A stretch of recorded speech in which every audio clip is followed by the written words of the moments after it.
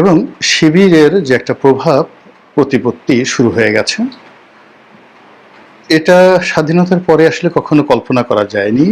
অধিকন্তু এই সংগঠনটি সেই যে 1947 সনে প্রতিষ্ঠিত হয়েছিল, সে প্রতিষ্ঠা হওয়ার পর না ভারতে, না পাকিস্তানে, না বাংলাদেশে কোথাও জামায়াত ইসলামী এই সংগঠনটি বাংলাদেশে এখন যে অবস্থার মধ্যে আছে সেই রকম অবস্থায় কখনো তারা পড়েনি। অর্থাৎ এটি একেবারে দুধে আলতা, আম দুধে বা জ্যোৎস্নার চাঁদে মাখামাখি যে একটা অনুকূল সময়, এটি জামায়াত ইসলামের জীবনে কখনো আসেনি। ইসলামী ছাত্র শিবির প্রতিষ্ঠিত হয়েছে স্বাধীনতা পরবর্তী সময়, স্বাধীনোত্তর সময় যখন আল বদর, আল রাজাকার ছিল, আসাম ছিল, তখন তাদের যে ছাত্র সংগঠন, এটার নাম ইসলামী ছাত্র শিবির ছিল না।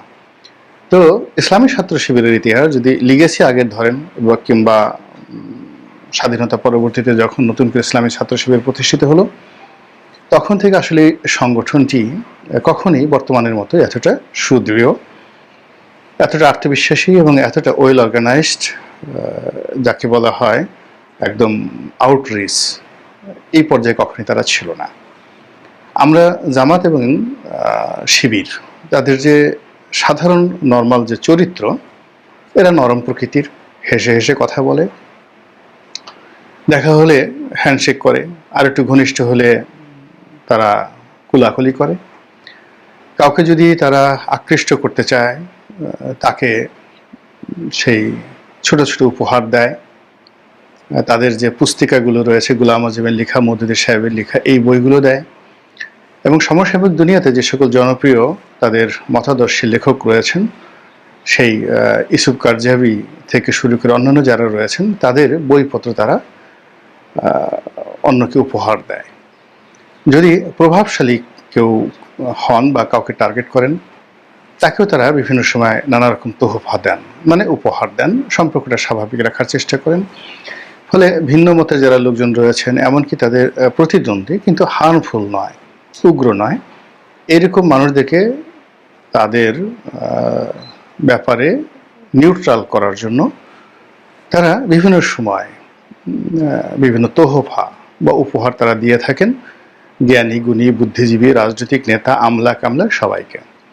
খুব অল্প লোক রয়েছেন তাদের সেই উপহার অতীতে বা বর্তমানে রিফিউজ করেছেন বা করার সামর্থ্য দেখিয়েছেন, কিন্তু বেশিরভাগ লোকই তাদের উপহার গ্রহণ করেছে। এটা হলো জামাত এবং শিবিরের একটা সাধারণ বৈশিষ্ট্য। ইতিবাচক অর্থে, নেতিবাচক অর্থে হলেও তারা ৭১ কি করেছে সেটা ভিন্ন প্রসঙ্গ, কিন্তু যখন তাদের বিভিন্ন জায়গাতে কর্তৃত্ব এবং ক্ষমতা ছিল কিংবা আছে, যেমন রাজশাহী বিশ্ববিদ্যালয়, চাঁপাইনবাবগঞ্জ শহরে, সাতক্ষীরা অঞ্চলে, তারপরে সাতক্ষীরা, নড়াইল, বাগেরহাট, এই সমস্ত এলাকার কিছু কিছু অঞ্চলে তাদের আধিপত্য রয়েছে, এবং চট্টগ্রাম বিশ্ববিদ্যালয় সহ চট্টগ্রাম শহরে, যেখানে শিবির নাসির নামে তাদের একজন খুব যাকে বলে অ্যাক্টিভ কর্মী ছিল, ভয়ালো, এবং যার কারণে হোক বা অন্যান্যের কারণে হোক রক্কাটা শিবির বা রক্কাটা নাসির এরকম একটা নাম এসে যায়।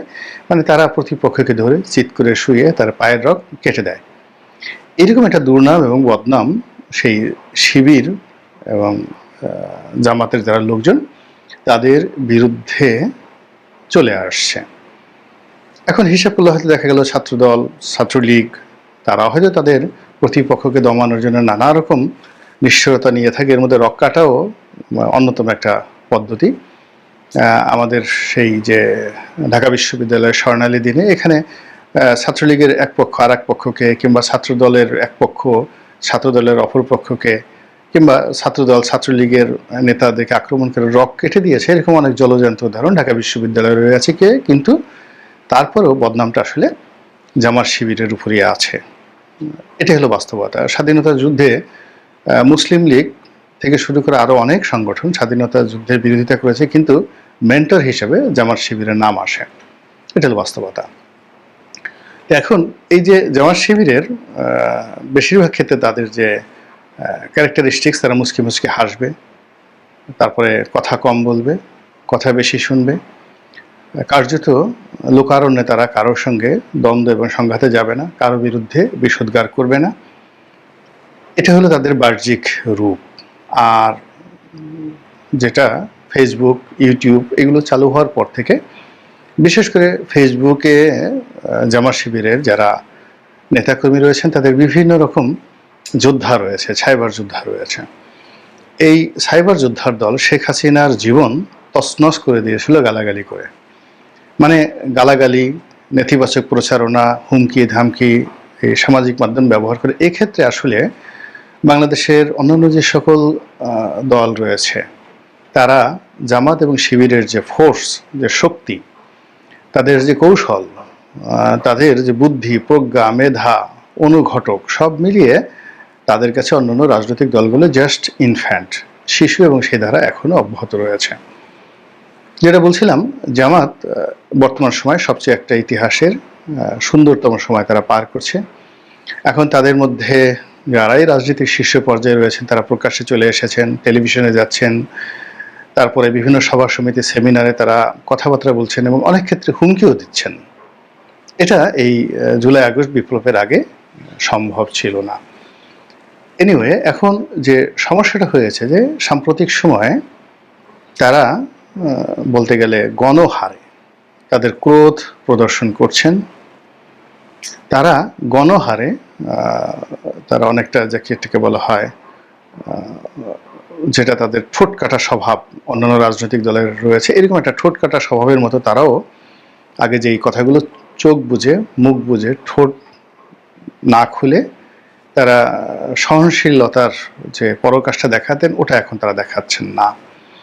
তারা বিএনপির বিরুদ্ধে মুখ খুলছেন, বিশেষ করে এনসিপির বিরুদ্ধে মুখ খুলছেন, এবং জনাব নাহিদ, এনসিপির যিনি প্রধান, তো তিনি অতি সম্প্রতি একটি ফেসবুকে স্ট্যাটাস দিয়েছেন এবং এখানে তিনি যেটা বলার চেষ্টা করেছেন, যেটা সাম্প্রতিক সময় একটা ন্যারেটিভে পরিণত হয়েছে, যে জুলাই আগস্ট বিপ্লবের মূল মাস্টার মাইন্ড ছিল জামাত এবং শিবির।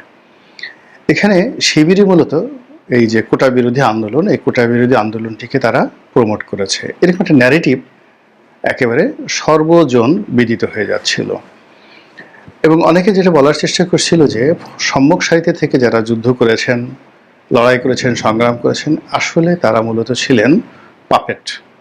পেছন থেকে জামাত শিবির যেগুলো শিখিয়ে দিয়েছে তারা সেগুলো বলেছেন। তাদেরকে ফাইন্যান্স করা, তাদেরকে মোবাইল কিনে দেওয়া, তাদেরকে প্রমোট করা, তাদেরকে সেফ হাউসে রাখা, সরকারের যাকে বলা হয় রোষানল থেকে তাদেরকে রক্ষা করা, এবং ক্ষেত্র বিশেষে তাদের পরিবারকে আর্থিকভাবে সাহায্য এবং সহযোগিতা করা, এই কাজগুলো জামাত এবং শিবির করেছে, এরকম একটা কথা চারিদিকে ছড়িয়ে পড়েছে। তো এইরকম একটা অবস্থা থেকে নিজেদেরকে বিযুক্ত রাখার জন্য জনাব নাহিদ যেটা বলার চেষ্টা করেছেন, যে শিবিরের একজন সভাপতি ছিলেন সেই সময়টাতে ঢাকা বিশ্ববিদ্যালয়ের গুপ্ত সংগঠন হিসেবে। তো সেই শিবিরের সভাপতি সম্পর্কে তিনি বলেছেন যে না, আসলে তিনি এই ছাত্র আন্দোলন, কোটা বিরোধী আন্দোলনের তেমন কোনো কর্তা ব্যক্তি ছিলেন না। এবং এনসিপির এখন অনেকেই বলার চেষ্টা করছেন যে শিবির সম্পর্কে, জামাত সম্পর্কে যে কথা ছিল বা যে কথাগুলো বলা হচ্ছে এগুলো সত্য নয়। এনসিপির যারা নেতৃবৃন্দ এখন যারা সরকারে রয়েছেন তারা, একই সঙ্গে যারা রাজপথে আছেন তারা সকলেই সম্পূর্ণ ইন্ডিপেন্ডেন্টলি, ইন্ডিভিজুয়ালি তারা এই আন্দোলন পরিচালনা করেছেন দেশ এবং জাতির স্বার্থে। তাদের পেছনে কোনো জামাত শিবির চক্রের মদত, অর্থ এবং কৌশল কিছুই ছিল না। আর এই সকল কথায় জামাত শিবিরের যারা সাধারণ নেতাকর্মী তারা একদম ক্ষোভে বিক্ষোভে ফেটে পড়েছেন। এর কারণ হলো যে জামাত শিবিরের যারা আমজনতা, মানে সাধারণ নেতাকর্মী এই ঢাকা শহরে অন্যান্য জায়গাতে, তারা খুব ভালো করে জানেন, আর এনসিপির যারা সাধারণ সমর্থক নয়, মানে যারা নেতা, তারা খুব ভালো করে জানেন। এখানে দুটো বিষয় হয়েছে, মানে ডিলটা হয়েছে এনসিপির নেতাদের সঙ্গে, জামাতের একেবারে তৃণমূলের নেতাকর্মীদের সঙ্গে। এখানে জামাতের কেন্দ্রীয় নেতৃত্বের চাইতে তৃণমূলটা বেশি সামনে এগিয়ে এসেছে। আবার অন্যদিকে এনসিপিতে এখন যারা কর্মী সমর্থক আছেন তাদের তো একটা বিরাট অংশ বিভিন্ন দল থেকে এসেছেন, কিন্তু যারা আন্দোলনের সময়ে এনসিপির ডাকে রাস্তায় নেমে এসেছেন সত্যিকার অর্থে তারা ছিলেন একেবারে আমজনতা। এর মধ্যে অনেক আওয়ামী লীগের লোকও ছিল। হয়তো কৌশলগত কারণে যদি জামাত ফ্রন্টিয়ার লাইনে থাকতো কিংবা বিএনপি ফ্রন্টিয়ার লাইনে থাকতো এই আন্দোলনটা হতো না। এই আন্দোলনটা হতো না, বলতে এটা জামাতের আন্দোলন, যেটা তো অনেক আগেই আওয়ামী লীগ বলে দিয়েছিল যে এর পিছনে জামাত আছে। এবং সেক্ষেত্রে যদি জামাত বা বিএনপির ট্যাগ লাগানো যেত অন্তত 50% ক্ষেত্রে, তাহলে এই আন্দোলনকে দমিয়ে দেওয়া, এই আন্দোলনের উপর নিষ্ঠুর আচরণ করা, গুলি চালানো, আরও মানে এটা জুলাই না, এটা তারা জুন জুলাই আগস্ট মানে জুন মাসে এটা তারা বন্ধ করার জন্য নিশ্চয়তা অবলম্বন করতে পারত। কিন্তু যখন এটার সঙ্গে সাধারণ জনতার সংমিশ্রণ চলে এসছে, তখন পিছন থেকে বিএনপি লজিস্টিক সাপোর্ট দিয়েছে, জামাত লজিস্টিক সাপোর্ট দিয়েছে, বা জামাত প্রথম থেকে দিয়েছে, ডাজ নট ম্যাটার, এই জিনিসগুলো সামনে আসেনি। ফলে এটা সরকারের জন্য একটা অস্বস্তিকর বিষয় হয়ে গেছে। যখন আবু সাঈদের ঘটনাটা ঘটলো, তখন সাধারণ মানুষের যে আবেগ, বাঁধ ভাঙা আবেগ, কত মানুষ যে কেঁদেছে। আমি নিজে কেঁদে কেঁদে যে স্ট্যাটাস দিয়েছিলাম ওই সময়টাতে, যেটা মুহূর্তের মধ্যে ভাইরাল হয়ে যায়, কোটি কোটি মানুষের কাছে চলে যায়। তো এটার মধ্যে একটা আবেগ ছিল, কিন্তু ওটা যদি এমন হতো যে এর সঙ্গে জামাত জড়িত, বিএনপি জড়িত, হয়তো আমি বা আমার মতো যারা ওই সময়টাতে আবেগ তাড়িত হয়েছিলাম, আমরা নিজেদেরকে সংযত রাখতাম। এখানে জামাত যে কৌশলগুলো করেছে, সেই কৌশলে তারা সফল। কিন্তু এখন কৌশলের সময় নয়, এখন আসলে ক্রেডিট নেওয়ার সময়, এবং সেই ক্রেডিট নেওয়ার ক্ষেত্রে এনসিপির যারা নেতৃবৃন্দ, তারা একক কর্তৃত্বে যখন ক্রেডিট নিচ্ছেন, তখন জামাতের যারা লোকজন আছে তারা সঙ্গতের কারণে এই ক্রেডিট দিতে চাচ্ছেন না। এদিকে অনেকে জামাতের আমির জনাব ডক্টর শফিকুর রহমান, তাকে বলার চেষ্টা করছেন যে he is the Real master mind, অর্থাৎ মাহফুজ মাস্টার মাইন্ড নন।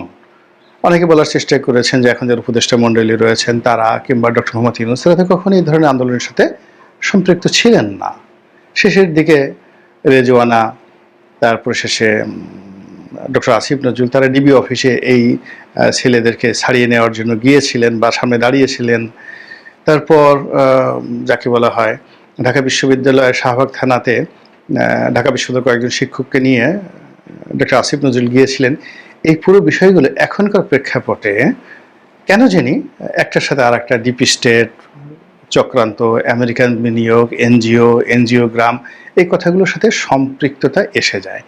ফলে ওই কাজগুলোর আসলে কোনো, যাকে বলা হয় সত্যিকার কার্যকারিতা, ইফেক্টিভনেস, এটা এখন জনগণ বিশ্বাস করে না। কিন্তু জামাতের যে অংশগ্রহণ, এটা তো রাতারাতি নয়, এটার পেছনে একেবারে সে অনেক আগের থেকে জামাত যে তাদের তলে তলে যে কর্মকাণ্ড আওয়ামী লীগের বিরুদ্ধে, এটা তারা শুরু করেছে 2010 সন থেকেই বলতে গেলে।